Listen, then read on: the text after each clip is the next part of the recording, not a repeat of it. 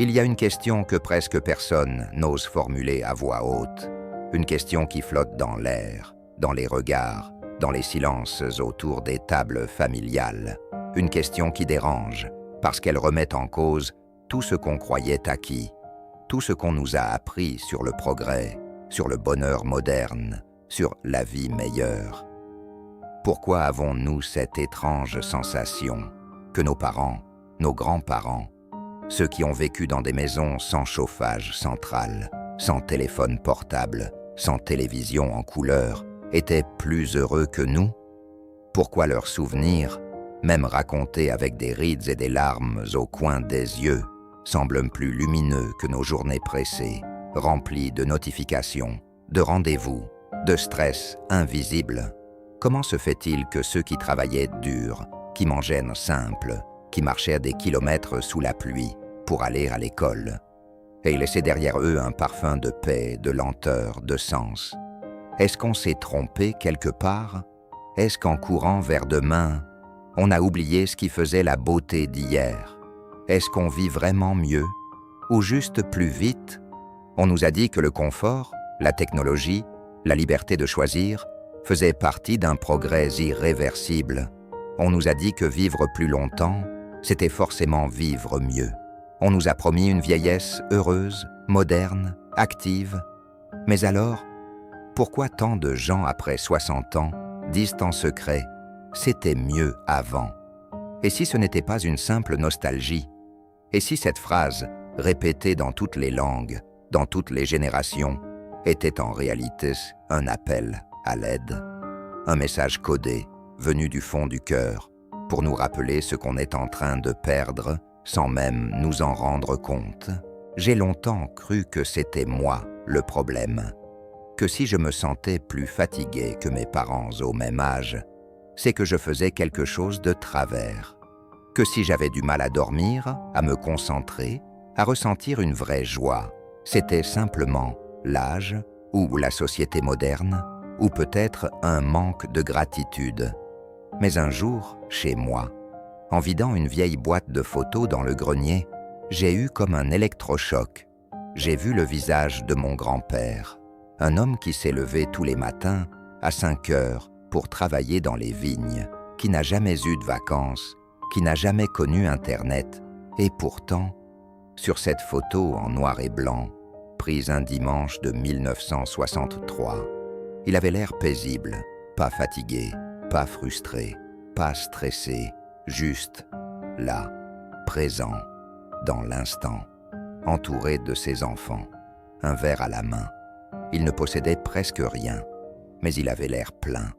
C'est ce jour-là que j'ai compris. On confond confort et bonheur. On confond abondance et sens. On a tellement voulu plus qu'on a oublié pourquoi. Et si cette quête infinie du progrès, du toujours mieux, du toujours plus rapide, était en train de nous voler ce que nos grands-parents possédaient, sans même le savoir? Non, ce n'est pas juste de la nostalgie, c'est une alerte. Et dans cette vidéo, je vais vous montrer les 5 vérités que personne ne vous dit sur le bonheur d'avant, et ce qu'on peut encore en sauver aujourd'hui. Vérité numéro 1. On vivait plus lentement, donc plus profondément. Nos journées sont devenues des marathons invisibles. On se lève, on court, on coche des cases. Même à la retraite, le rythme ne ralentit pas vraiment. On reste pris dans cette logique d'efficacité, de performance, d'optimisation. Mais à quoi bon tout cela, si l'on ne prend plus le temps de vivre? Nos grands-parents n'avaient pas de montre connectée ni d'agenda numérique, mais ils connaissaient le rythme des saisons. Ils savaient attendre, ils savaient savourer.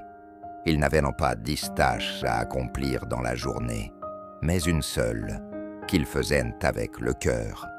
Ils prenaient le temps de parler au boulanger, de s'asseoir sur un banc, de regarder pousser les tomates, et chaque geste avait un poids, une présence, une importance. Aujourd'hui, on mange devant un écran, on téléphone en marchant, on pense à demain alors qu'on vit l'instant. Résultat, même avec tout le confort du monde, on se sent épuisé, éparpillé, déconnecté. Pas seulement des autres, mais de nous-mêmes. Et le pire, c'est qu'on ne s'en rend même plus compte. Le bonheur d'avant n'était pas magique. Il était simplement moins pressé. Il avait le temps de s'installer, de s'enraciner.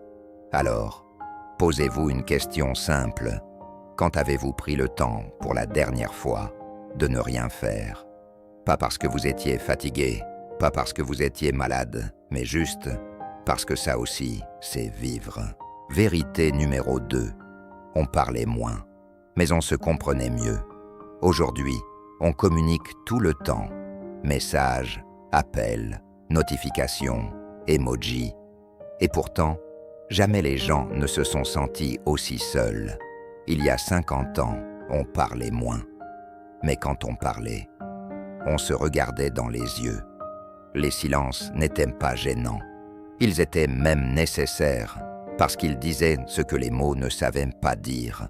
Nos grands-parents n'avaient pas besoin de parler de leurs émotions à tout bout de champ.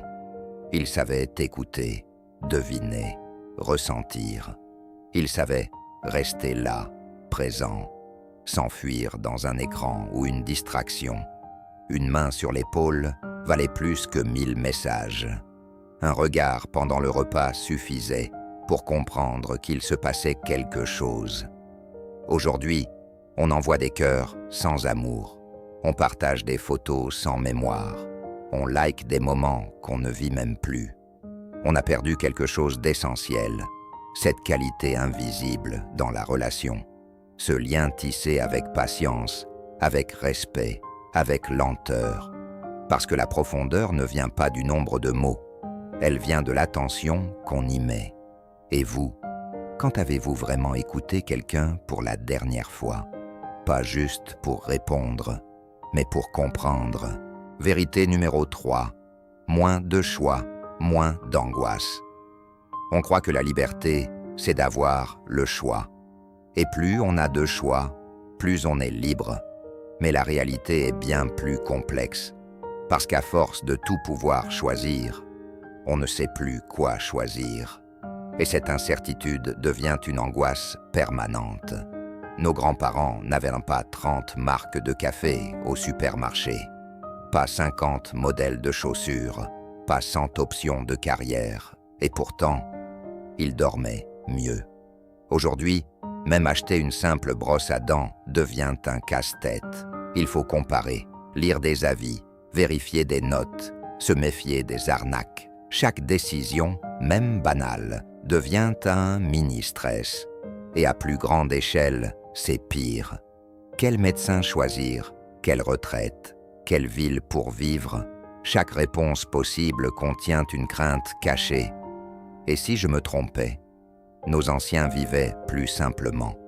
Pas parce qu'ils étaient ignorants, mais parce qu'ils savaient que la paix intérieure ne vient pas de la quantité d'options. Elle vient de la clarté, de la limite, de l'acceptation. Aujourd'hui, on est libre de tout, sauf d'être tranquille. Alors posons-nous cette question. Est-ce que cette avalanche de choix nous rend vraiment plus heureux? Ou est-ce qu'elle nous empêche, au fond, d'être pleinement là, là où on est, là où on aime, là où on vit? Vérité numéro 4. Moins d'écran, plus de présence. On passe en moyenne plus de 6 heures par jour devant un écran. Et ce chiffre augmente chaque année. Ce n'est pas juste du temps qui passe, c'est du temps de vie qu'on échange. Contre une illusion, on croit être connecté, mais à quoi? À qui? Pendant qu'on scrolle, la vie continue sans nous. Le pain refroidit sur la table. Le regard de notre partenaire attend une réponse. Le chat regarde la fenêtre, seul. On n'est plus dans l'instant, on est ailleurs. Éparpillé entre 1000 stimulations, 1000 images, 1000 histoires qui ne sont pas les nôtres. Nos grands-parents n'avaient pas besoin d'être constamment divertis. Ils savaient s'ennuyer. Et c'est dans cet ennui que naissait l'imaginaire. Aujourd'hui, on ne laisse plus de place au vide, et sans vide, il n'y a plus d'espace pour ressentir, pour contempler, pour aimer. Le bonheur d'avant, c'était de voir tomber la pluie par la fenêtre, de sentir le silence dans la maison, de parler sans fond sonore. Et vous, quand avez-vous éteint votre téléphone? Sans culpabilité? Pas parce qu'il était déchargé, pas parce qu'on vous l'a demandé, mais juste parce que vous aviez mieux à vivre que regarder. Vérité numéro 5. On possédait moins, mais on se sentait plus riche. Aujourd'hui, on n'a jamais eu autant de choses. Des vêtements, des objets, des écrans, des abonnements, des cartes de fidélité, des meubles, des applis, des gadgets. Et pourtant, on ne s'est jamais senti aussi vide. Nos maisons sont pleines, mais nos cœurs manquent de chaleur. Nos armoires débordent, mais on ne sait plus quoi mettre. On voyage loin, mais on ne connaît même plus le prénom du voisin. Avant, on avait peu. Mais chaque chose comptait. Une robe pour les dimanches, une montre pour la vie, une photo sur la cheminée, pas 1000 dans un cloud. Ce n'était pas la pauvreté, c'était la sobriété heureuse, parce que l'on savait que la vraie richesse, c'était de partager un repas, d'avoir un toit sûr, d'écouter le rire d'un enfant sans penser au lendemain. Aujourd'hui, on court après des objets qu'on remplace en un clic. Mais ce qui manque, ce sont les choses qu'on ne peut pas acheter. La présence, la tendresse, la paix, le temps. Nos anciens le savaient, ils nous l'ont montré, mais on l'a oublié. Alors demandez-vous, combien de vos possessions vous apportent encore de la joie? Et combien sont là, juste pour combler un vide que rien ne comble vraiment? Et si on avait tout confondu? Et si, à force de vouloir améliorer la vie, on avait fini par l'abîmer? On a mis la rapidité au-dessus de la patience, l'efficacité au-dessus de la présence, le confort au-dessus du sens. On a construit des vies pleines de choses, mais vides de liens. On a cru qu'avoir plus, c'était être plus. On a cru qu'être connecté, c'était être proche. Mais aujourd'hui, dans ce monde rempli de lumière artificielle, c'est la clarté intérieure qui manque le plus. Alors peut-être qu'on ne peut plus revenir en arrière. Peut-être que ce monde-là est déjà trop rapide, trop bruyant, trop rempli. Ou peut-être qu'il est encore temps de ralentir, temps de choisir autrement, temps de se souvenir. Mais pour ça, il faut oser poser une question simple, une question que peu osent regarder en face. La vraie question n'est pas « Comment vieillir heureux ?» C'est « Comment ne pas oublier ce qui compte vraiment ?» Parce que ce n'est pas l'âge qui nous éloigne du bonheur, c'est l'oubli. On oublie ce qui fait battre le cœur. Le pain chaud sur la table, le silence après le rire, la voix d'un ami qu'on n'a pas entendu depuis longtemps. On oublie que la lenteur est un luxe, qu'un regard sincère vaut plus que tous les écrans du monde, qu'un petit geste d'amour peut effacer une grande solitude, et puis un jour, on se réveille. On a 60 ans, on a tout fait comme il faut. Et pourtant, il manque quelque chose, pas un objet, pas une réussite, pas une destination. Ce qui manque, c'est le fil invisible entre ce qu'on fait et ce qu'on ressent. Ce qui manque, c'est nous. Pas la version fatiguée, stressée, pressée, mais celle qui était là, avant. Celle qui savait s'émerveiller pour un rien. Celle qui n'avait pas besoin de likes pour se sentir aimée. Celle qui vivait pleinement, pas par défaut. Et cette version-là, elle n'a jamais disparu. Elle attend, silencieusement. Et peut-être que ce soir, en regardant cette vidéo, vous venez juste de la retrouver. Conclusion douce. Plus appel à l'action. On ne vous demande pas de changer le monde, juste de ne pas oublier le vôtre. Peut-être qu'il n'est pas trop tard. Peut-être qu'on peut encore faire un pas de côté. Un petit pas, comme éteindre son téléphone 1 heure plus tôt. Appeler quelqu'un juste pour dire « je pense à toi ». Écouter le silence sans avoir peur. Parce que vieillir, ce n'est pas s'éloigner de la vie, c'est s'en approcher autrement. Alors si cette vidéo vous a touché, partagez-la, pas pour les vues, mais parce qu'il y a peut-être quelqu'un, quelque part, qui a besoin d'entendre ces mots aujourd'hui. Et vous, quelle est votre vérité oubliée? Écrivez-la en commentaire.